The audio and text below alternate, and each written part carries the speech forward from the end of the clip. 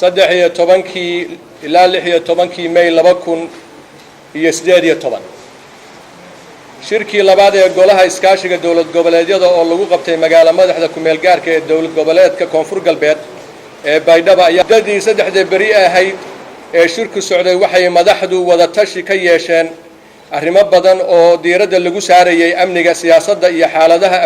xaaladaha bini'aadanimo ee dalka waxaana gabagabadii shirka ka soo baxay warmartiyeedkan arrimaha amniga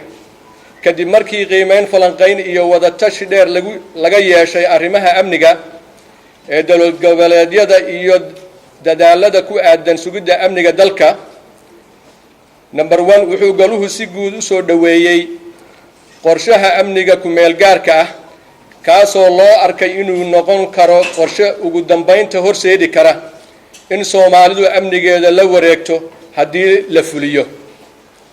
sidaas darteed goluhu wuxuu ku adkaynayaa dhammaan matalayaasha inay si wada jir ah uga wada qayb qaataan fulinta qorshaha iyadoo diiradda la saarayo arrimaha hortabinta leh sida xoreynta deegaamada wali gacanta argagixisada ku jira iyo furidda wadooyinka 2 goluhu wuxuu walaac ka muujiyay dagaalka ka soo cusboonaaday Tukarraq oo ka mid ah deegaamada Puntland oo May 15keedii ciidamada Somaliland weerar ku soo qaadeen waxaana goluhu ku baaqayaa in si degdeg ah dagaalka loo joojiyo 3 goluhu wuxuu dhaliilay horumarka laga sameeyay ilaa hadda fulinta qorshaha amniga qaranka ee horay la isugu raacay sidaa darteed goluhu wuxuu ku baaqayaa in la dedejiyo fulinta dhammaan qodobada uu ka kooban yahay qorshaha amniga qaranka si loo xaqiijiyo in dalka laga xoreeyo argagixisada 4 sidoo kale goluhu wuxuu niyad jab ka muujiyay in ilaa iyo hadda dawladda dhexe aysan wax tilaabo ah ka qaadin ballanqaadkii ku xusnaa qodobka 1.2 ama 1.2 ee heshiiskii golaha amniga qaranka ee la gaaray 10kii bishii Febraayo 2018 kaasoo sheegayay xigasho dawladda federaalku waxay ka caawinaysaa ciidamada booliska dawlad goboleedyada oo ay ku jiraan daraawiishtu hub saanad agab ciidan raashin daawo gunno tababar iyo tayayn ee kala si ay uga qayb qaato kuwaasoo kala qayb qaadan doona ciidamada xoogga dalka Soomaaliyeed hawlgallada ciidan ee lagula dagaalamaya argagixisada sidaa daraadeed wuxuu goluhu si adag ugu baaqayaa dawladda dhexe inay ka dhabayso ballanqaadkeedii ku aadanaa taakulaynta ciidamada dawlad goboleedyada gaar ahaan in la dardargeliyo qaybinta agabka ciidan ee hadda yaala si hawlgallada ciidan ee xoreynta dalka loogu isticmaalo 5 goluhu wuxuu isla markaana taariikhdu muujinaysaa in ciidamada dawlad goboleedyadu ay yihiin kuwa ugu habboon marka ay timaado la dagaalanka argagixisada ama nabadiidka waxaase cad in dawladda dhexe ka cagajiidayso garwaaqsiga doorkaas shariifka ah sidaa darteed goluhu wuxuu ugu baaqayaa dawladda dhexe iyo beesha caalamka in ciidamada dawlad goboleedyada laga taageero arrimaha agabka ciidanka hubka rasaasta iyo tababarada sidii horay la isugu raacay iyadoo gabagabo hadda maraysa tirinta iyo hubinta lagu qiimeynayo heerka diyaar garow hawlgallada ciidamada ka sokow inay jiraan dadaallo qorshayaal iyo maalgelinno mug leh oo ku aadan arrimaha amniga haddana waxaa jira caqabado amni darro oo sii kordhaya taasoo loo tirinayo in ay ugu wacan tahay in aysan jirin isku tashi dhab ah oo Soomaaliyeed oo loo dhan yahay midaas oo la'aanteed ay adkaanayso in Soomaalidu amnigeeda gacanteeda dib ugu soo ceshato sidaa darteed goluhu wuxuu ku baaqayaa in la abuuro qorshe hawl fulineed oo dhab ah iyo dadkii fulin lahaa oo loo dhan yahay number 2 arrimaha siyaasadda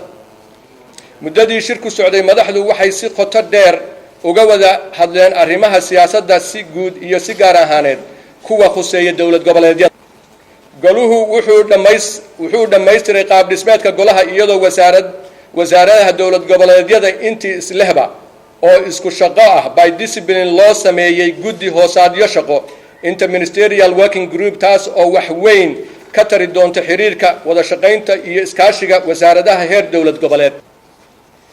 6 goluhu wuxuu walaac ka muujiyay xiriirka sii xumaanaya ee u dhaxeeya dowladda federaalka Soomaaliya iyo wadamada isu taga Imaaraadka Carabta iyo boqortooyada Sacuudiga taasoo loo arko in dowladdu dhinac la jirto wayna caddahay in haddii uu khilaafkaasi sii socdo saameyn ku yeelan doonto xiriirka soo jireenka ah ee ganacsi deegaan dhaqaale iyo maaliyadeed ee saddexda dal iyo saddexda shacab wadaagaan. sidaa darteed goluhu wuxuu ugu baaqayaa dowladda federaalka inay ka shaqayso dhankeeda hagaajinta xiriirka iyadoo la tixgelinayo danaha dadka iyo dalka Soomaaliyeed. 7 waxaa jira dhaqaale badan oo ku aadan kabida miisaaniyadda dalka oo dowladda dhexe ka hesho dalal iyo hay'ado kale oo deeq bixiyaal ah mid marta xisaabta dhexe ee dowladda dhexe ama ha noqoto mid aan soo marin. waxaase dhacday in dhaqaalahaas aysan waxba ka soo gaarin dowlad goboleedyada. sidaa darteed wuxuu goluhu ku dhiirigelinayaa dalalkaas iyo hay-adahaas inay sameeyaan qoondayn ku salaysan labada heer dowladeed si loo xaqiijiyo midnimada iyo isku haynta dalka. 8 goluhu wuxuu garowsaday ka maqnaanshaha dowlad goboleedka Jubbaland ee shirka daahfurka dib u eegista dastuurka ee ka socda magaalada Muqdisho isla markaana waxaa lagu qancay ka maqnaanshahooda inay ku timid cabasho dhab ah oo aan si hore loo sii xallinin. sidaa darteed wasaaradda dastuurka federaalka waxaa lagu adkaynayaa inay wada hadal dhab ah kala yeelato Jubbaland tabashadooda si xal waara looga gaaro ismariwaaga jira oo caqabad ku noqon kara geedi socodka dib u eegista dastuurka. 9 waxaa jira in aan weli la hawlgelinin xubnihii dowlad goboleedyada u soo kala magacowdeen guddiyada madaxa bannaan ee dib u eegista dastuurka iyo guddiga baarlamaanka ee la socodka iyo korjoogtaynta dib u eegista dastuurka. sidaa darteed goluhu wuxuu si adag ugu wargelinayaa wasaaradda dastuurka ee dowladda federaalka inaysan guddiyada dastuurka bilaabin wax shaqo ah oo aysan ka mid ahayn xubnaha dowlad goboleedyadu. 10 goluhu wuxuu walaac ka muujiyay faragelinta mar walba lagu hayo hanaanka siyaasadeed ee dowlad goboleedyada taas oo keeni karta amni darro baahda. sidaa darteed goluhu wuxuu ku baaqayaa in si degdeg ah loo joojiyo faragelintaas isla markaana xoogga la saaro la dagaalanka argagixisada iyo dib u dhiska waddanka.